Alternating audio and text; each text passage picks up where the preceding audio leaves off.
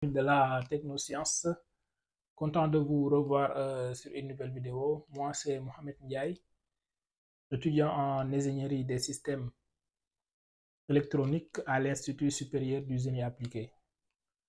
Aujourd'hui, on est là pour faire une vidéo sur les graph-sets, le graph-set hiérarchique. Bon, c'est un graph-set qui est indispensable pour des systèmes très complexes. Par exemple, qu'on a l'habitude de voir, parce que parfois utiliser les graph-sets simples paraît impossible ou même n'est pas très recommandé. Donc, en général, c'est plus préférable d'utiliser les graph-sets complexes, c'est-à-dire graph-set de tâches, graph-set de coordination, graph-set de sécurité, ainsi de suite.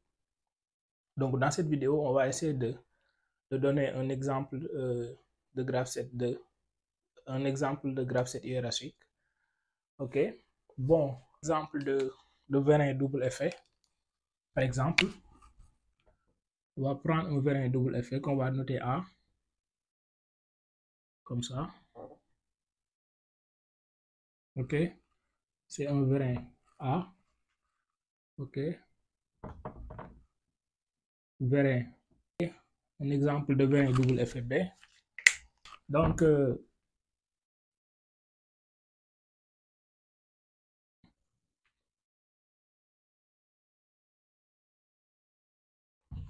ici, on va mettre un capteur S1 qui détecte la rentrée du vérin. Et ici, on va mettre un capteur S2 pour détecter la sortie. Ok, je vais placer un distributeur double F, un distributeur bistable, comme ça.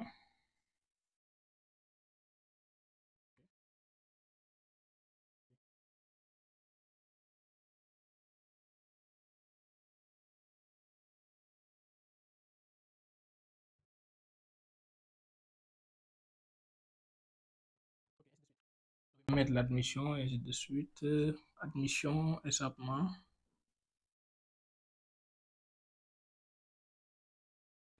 Ok, mais on peut donner le graph-set de cette vérin soit avec un vérin avec un graph-set simple ou bien un graph-set hiérarchique. Je vais donner les deux à la fois.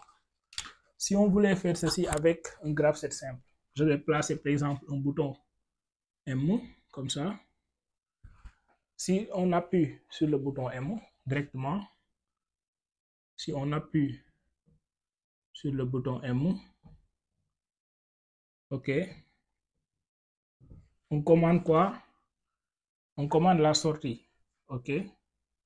La sortie c'est B, ok. Je vais noter la sortie B+, et la rentrée B-. Donc on commande la sortie B+, ok. Il va sortir jusqu'au capteur S2, ok. S2, ok. Après, on commande la rentrée B-, ok, jusqu'au capteur S1. Donc, en quelque sorte, c'est ça le graph-set simple. Mais si on avait utilisé un graph-set de coordination, on pouvait affecter l'action, c'est-à-dire la sortie à une tâche et la rentrée à une autre tâche bien définie.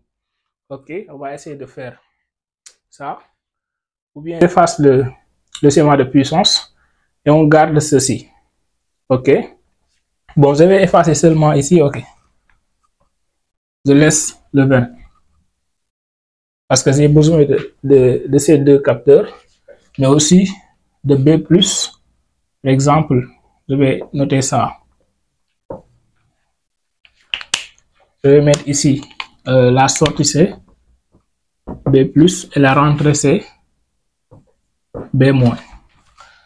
Si je voulais utiliser un graph set de coordination, par exemple, je vais mettre ça,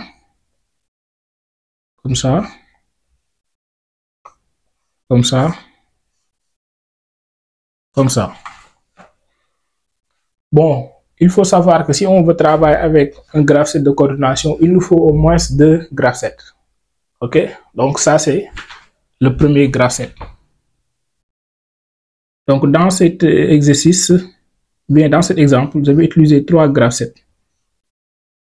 Ok, le premier graph set, son rôle sera de contrôler l'entrée et la sortie. Ok, comme ça, comme ça, comme ça. Ok, donc j'ai utilisé 3 graph sets comparé au premier. Ça, c'est un graph set simple. Ici, on a des graph sets hiérarchiques et composé de 3 graph sets. Premièrement, graph set de coordination des tâches. Deuxièmement, graph set de tâches 1. Et troisièmement, graph set de tâches 2. Ok, donc le premier graph set,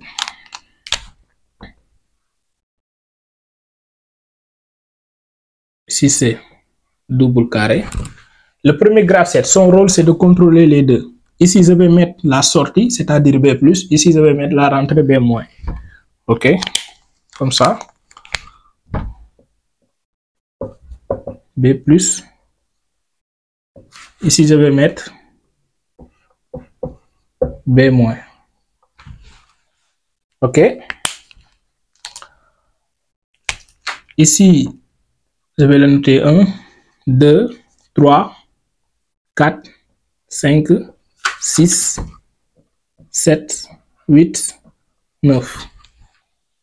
Pour faire un peu la différence des étapes. Ok. Pour dans notre graph set de coordination, on doit mettre les tâches qu'on veut effectuer. Ok, on a 2 tâches, c'est-à-dire commander la sortie et la rentrée du vérin. Ok, je vais mettre GT1,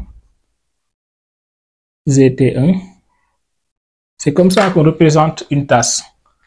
GT2, GT2. Ok, donc ici on a 2 tâches. Notre première tâche, c'est la sortie du vérin B. Notre deuxième tâche, c'est la rentrée du vérin B. Ok.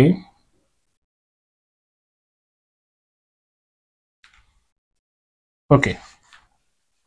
Ici, je peux mettre directement ça, la liaison orientée, si je veux, et ici aussi.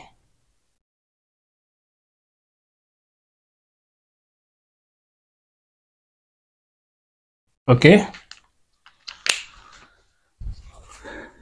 Après cela, on va essayer de jouer sur les conditions pour lesquelles notre graph set va fonctionner. Ici, on avait dit que si on appuie sur le bouton M, on commande quoi? La sortie. Je vais mettre le bouton M sur le graph set de coordination. Si je mets ici le bouton M, si on appuie sur le bouton M, l'étape 2 sera activée. On veut faire quoi? Si on appuie sur le bouton M, on veut commander la sortie. Où se trouve la sortie? Sur le graph set de tâches 1. Ok, donc on va mettre ici X2. Ce X2 veut dire l'étape 2. Donc si l'étape 2 est activée, on met ici l'étape 2. Donc cela veut dire que cette réceptivité sera vraie et qu'on commande la sortie. Ok, le vérin B sera, la sortie du vérin B sera détectée par quel capteur? Il sera détecté par le capteur S2. Donc on va mettre ici le capteur S2. Pourquoi? Parce que c'est le capteur S2 qui va détecter la sortie. Ok, donc on est toujours sur notre première tâche. Ok, si on appuie sur le bouton M, bien sûr, l'étape 2 sera activée. Le vérin sort est détecté par le capteur S2. Et ici, on a mis l'étape 6. L'étape 6, son rôle, c'est d'informer que notre première tâche est effectuée. Donc, si l'étape 6 est activée, donc ici, on a l'étape 6. Donc, c'est l'étape 6 qui va informer au graphe 7 de coordination que la tâche est terminée. OK. Donc, si la tâche est terminée, l'étape 2 qui a été activée sera désactivée. Donc, on va mettre ici X2 bar. X2 qui active l'étape 5, c'est X2 bar qui montre que l'étape 2 est désactivée. OK. Si l'étape 2 est désactivée, on va passer, et que cette réceptivité est vraie, parce qu'on a déjà dépassé l'étape 6, on passe à l'étape 3. L'étape 3, on a là-bas les tâches, on a là-bas la tâche T2. La tâche T2, son rôle, c'est de commander la rentrée du vérin B. OK. Commander la rentrée du vérin B. OK. Si l'étape 3 est activée, si vous avez compris le principe, ce qu'on a fait sur notre première tâche T1, donc 3 est activé, on va mettre ici X3. Quand est-ce que qu'on va revenir à l'étape initiale? On va revenir à l'étape initiale seulement si l'étape 3 est désactivée. X3 bar. Le vérin B, la rentrée sera détectée par quel capteur? Par le capteur S1. OK? Qu'est-ce qui va informer le graphe 7 de coordination que la tâche 2 est terminée? C'est l'étape 9. Donc, on va mettre ici X9.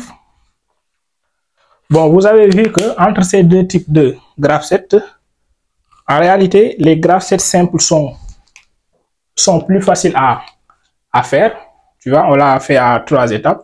Ici, on est à 9 étapes. Mais parfois, ça c'est un cas très simple. Mais parfois, vous avez des systèmes très complexes dans lesquels tu es obligé forcément de passer par ces types de graphe 7. Par exemple, il y a un projet que j'ai mis sur YouTube, là où il y a tri de pièces avec les embasses et les bouchons jaunes. Tu es obligé d'utiliser ce type de graphe 7. Donc là-bas, il y a des projets très complexes dans lesquels il faut forcément passer par les graphes 7 hiérarchiques. Il y a même un projet que j'ai mis sur YouTube, là où il y a les pièces jaunes et les embasses métalliques. J'ai utilisé ce type de graphe 7. Par exemple, le tapis vert que vous voyez sur ce projet, je l'ai commandé avec un graphe 7 de même que le tapis vert. Donc, j'ai utilisé là-bas 2 graphe 7. Donc, parfois, il y a des projets très complexes, tu es obligé de passer par ce type de graphe 7. Donc, forcément, l'étudiant ou l'automaticien ou l'élève ingénieur doit maîtriser ce type de graphe 7. Parfois, c'est nécessaire. C'est nécessaire, surtout si vous voulez avancer sur la programmation. Forcément, vous devez maîtriser ces types de graphe 7. Parfois, utiliser ça, c'est plus simple. Mais il y a des projets dans lesquels tu es obligé de passer par ça. Par exemple, si on voulait instaurer un graphe 7 de sécurité, on est obligé de passer par les graphes 7 hiérarchiques. OK, en ajoutant un graphe 7 de sécurité pour contrôler, en ajoutant un graphe 7 de sécurité, en mettant le bouton Mars et le bouton d'arrêt, et ainsi de suite. Bon, je ne peux pas finir sans autant souligner que récemment, j'ai vu un commentaire qui m'a vraiment touché. Je ne retiens pas son nom, mais il a mis que le fait que il y a une vidéo que j'avais fait sur comment faire pour déterminer les équations d'entrée et sortie. Bon, ce qui m'a plus touché dans son commentaire, il a dit qu'il a assisté 6 mois de cours sans autant avoir des aperçus sur les équations, mais à 10 heures des examens, il a tout compris à travers notre vidéo. Donc nous le remercions aussi de passage. Nous sommes aussi très reconnaissants de cet avis qu'il a partagé avec nous.